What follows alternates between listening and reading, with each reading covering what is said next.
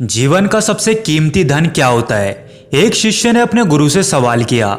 गुरु ने इसका उत्तर देते हुए जवाब दिया कि चाहे मेरे पास पैसे ना हो, चाहे रहने के लिए छत भी ना हो, चाहे कोई सुख सुविधा ना हो, लेकिन अगर मेरा शरीर स्वस्थ है तो मैं दुनिया का सबसे धनवान आदमी हूँ। शिष्य ने पूछा कि गुरुदेव, आपकी उम्र तो 100 साल को पार कर चुकी है और फिर भी आप इतने स्वस्थ हैं। आपकी बुद्धि बड़ी ही तीव्र है और आपका चेहरा भी सूर्य की तरह चमकता रहता है और वहीं पर आपके बदन से भी चंदन की सी खुशबू आती रहती है। शिष्य ने कहना जारी रखा कि गुरुदेव, मेरे मन में बहुत बार आया है कि मैं आपसे इसका रहस्य जानूं, लेकिन संकोचवश मैं आपसे पूछ नहीं पाता हूं।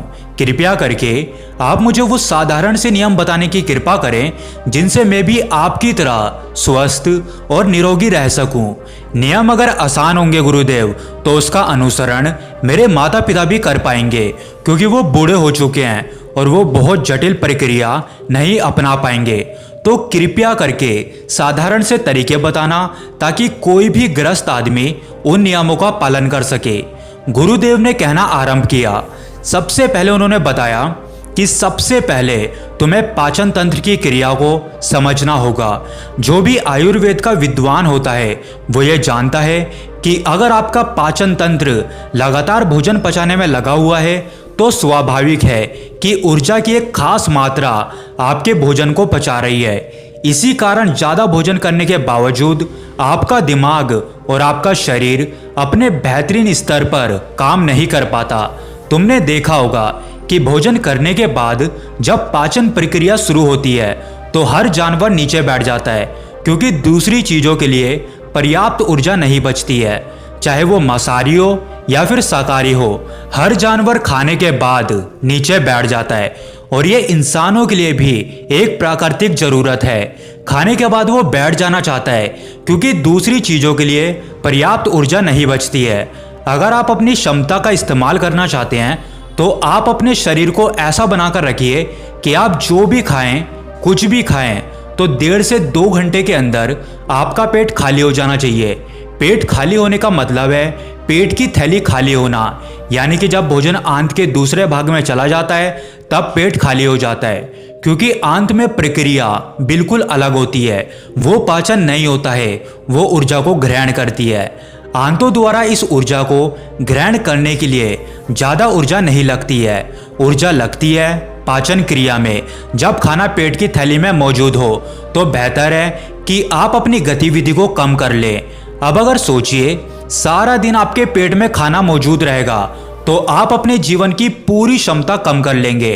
आप खुद देखिए कि जब आपके पेट में खाना मौजूद होता है तब शरीर कैसा महसूस करता है, और जब पेट खाली होता है तब शरीर कैसा महसूस करता है। आप खुद पाएंगे कि आपका शरीर और आपका दिमाग तब बेहतरीन रूप से काम करता है जब आपका पेट खाली होता है। इसका एक पहलू और है।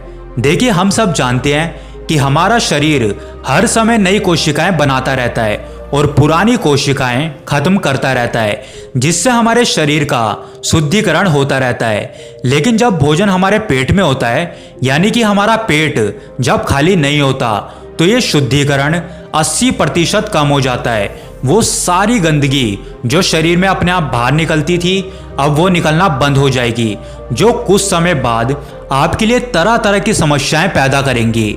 देखिए, योग में पेट का साफ रहना बहुत ही महत्वपूर्ण होता है।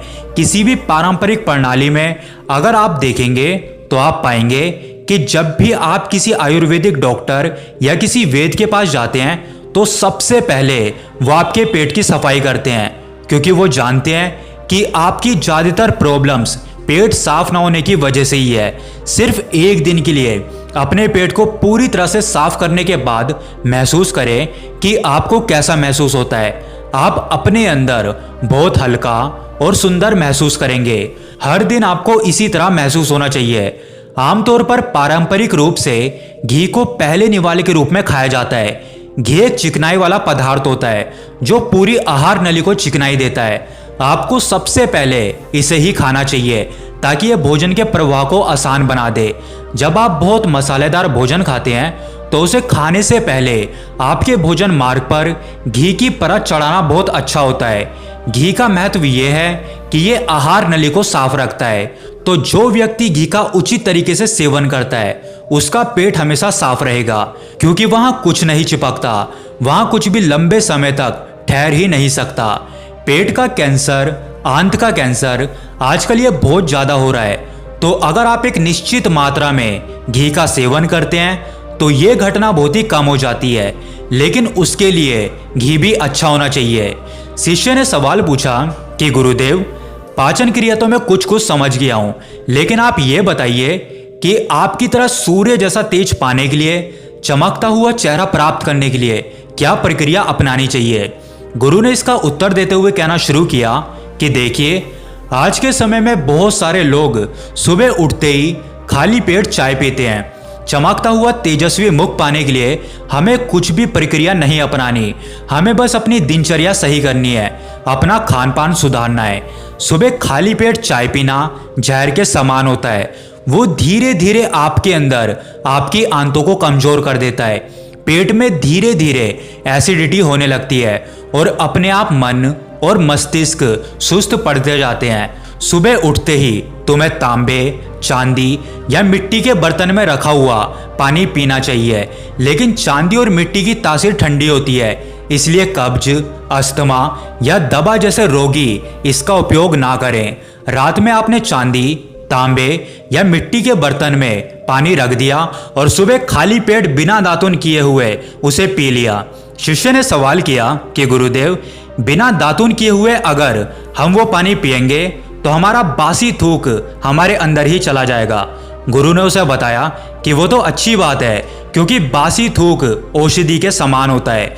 गुरु ने चेतावनी दी कि देखिए, जिन लोगों को अल्सर, टीबी या निमोनिया है उन्हें खाली पेट पानी नहीं पीना है। तांबे के बर्तन में रात में रखे हुए पानी में उसके संस्कार मिल जाते हैं, तांबे के गुण उस पानी में आ जाते हैं और वो तांबा हमारे शरीर में जाकर बहुत से लाभकारी फायदे करता है। गुरु ने चेतावनी दी कि अगर मजबूरी ना हो तो प्लास्टिक की बोतल में कभी पानी मत पीना, क्योंकि प्लास्टिक की एक ऐसी संरचना होती है कि जब वो गर्म तापमान पर आता है तो प्लास्टिक धीरे धीरे पिघलना शुरू हो जाता है, और जब वो बहुत बारीक स्तर पर पिघलता है तो उसके कण उस पानी में मिल जाते हैं, जो हमारे शरीर में जाकर कैंसर का कारण बन सकते हैं। देखिए, ये पानी पीने के बाद, अपना पेट अच्छे से खाली करने के बाद आप आंवला और सब्जियों का रस पी सकते हैं। अब पीने में कुछ लोगों को थोड़ा कड़वा लग सकता है, लेकिन जहां पर शरीर को इतने सारे फायदे हो रहे हों वहां पर थोड़ा कड़वापन तो बर्दाश्त किया जा सकता है। गुरु ने बताया कि यह भी सच्चाई है कि हर दिन एक जैसा खाना नहीं खाया जा सकता, या जिस दिन तुम आंवला और सब्जियों का रस ना पी सको उस दिन आपको दही खानी चाहिए। दही बहुत ही बेहतरीन आयुर्वेदिक औषधि के रूप में इस्तेमाल हो सकती है। अगर उसको सही तरह से इस्तेमाल किया जाए तो हमारे शरीर में बहुत सारी बीमारियों को वो जड़ से खत्म कर सकती है। दही की एक पर्याप्त मात्रा लेकर उसमें गुड़ या शक्कर या मिश्री का मिश्रण जरूर कर ले, ताकि आपको वो दही खट्टी ना लगे। अगर दही में गुड़ मिलाते हैं तो गुड़ बहुत ज़्यादा नया नहीं होना चाहिए। गुड़ जितना पुराना होगा उतना ही लाभकारी होगा। और दही को थोड़ा पतला कर ले, थोड़ा पानी डाल ले, फिर चम्मच से आप उसे ऊपर नीचे करेंगे तो वो पतला हो जाएगा। पतला होने के बाद वो आसानी से हमारे शरीर में जा सकता है और उसको पचने में भी ज़्यादा ऊर्जा शरीर को नहीं लगानी पड़ती। आयुर्वेद के गणित के हिसाब से अगर आप सुबह इन प्रक्रियाओं का पालन करते हैं तो आपके चेहरे का तेज बढ़ने लगेगा, उस पे चमक आने लगेगी और आप ओजस्वी नजर आओगे। जल्द ही लोग आपको बोलना शुरू कर देंगे कि भाई, आपकी इतनी उम्र हो गई है लेकिन आप लगते नहीं है इतनी उम्र के। सन्यासियों और ऋषि मुनियों जैसा तेज पाने के लिए ध्यान और आयुर्वेद के नियम के हिसाब से खान पान में ये दो चीजें सबसे ज्यादा जरूरी होती है। अगर ग्रस्त आदमी भी इन नियमों का पालन करता है तो वो भी सन्यासियों जैसा ओजस्वी और तेजस्वी हो सकता है। शिष्य को अपने सारे सवालों के जवाब मिल चुके थे और उसे ऐसी बहुत सी बातें सीखने को मिली जो उसके जीवन भर काम आई। तो दोस्तों, उम्मीद करते हैं कि आप भी इस कहानी के माध्यम से बहुत कुछ सीखे होंगे। अगर आप आगे भी ऐसी कहानियां सुनना चाहते हैं तो हमारे इस चैनल को सब्सक्राइब करके जरूर जाएं।